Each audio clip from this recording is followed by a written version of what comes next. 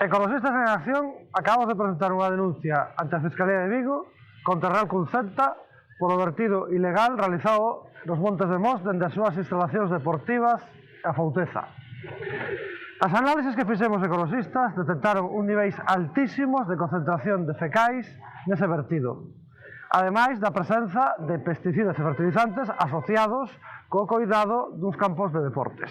Estes vertidos afectaron os mananciais das traídas de auga da veciñanza de Tameiga, Petelos e Sanguiñeda, poñendo en risco a súa saúde, ademais de constituir un delito medioambiental.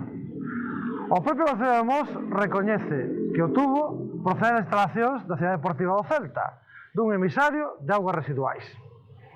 Polo tanto, acusamos ao Concello de Mos de que se non clausura este emisario, este vertido, estará facendo un delito de prevaricación, xa que este vertido non conta con autorización da Confederación Hidrográfica Miño-Sil, que anunciou a apertura dun expediente sancionador.